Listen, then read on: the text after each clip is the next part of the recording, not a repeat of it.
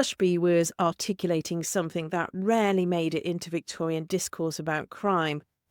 That poverty and desperation created the conditions for theft, yes, but that the middlemen, the traders who profited from stolen goods, were equally guilty.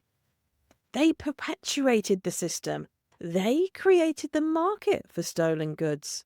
Without receivers, there could be no theft.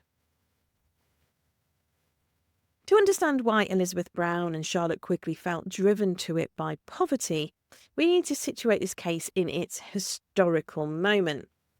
London's East End was in the grips of profound economic distress.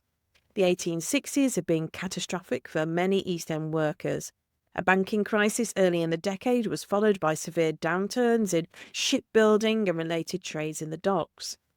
In areas around Spitalfields and Bethnal Green, the silk weaving districts that had once supported skilled artisans slid into decline. Narrow streets of weavers' houses now housed casual labourers and the chronically underemployed. Bethnal Green Road and its side streets were lined not only with shops and barrows, but also with courts and alleys tucked behind them, yards without outdoor privies, a single standpipe serving several families, upper rooms subdivided with thin partitions. Overcrowding and insecurity were the norm. A typical East End street might look lively at first.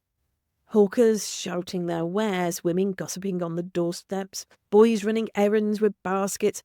But step inside one of those front doors and you'd find 3, 4, sometimes 5 families sharing a single house.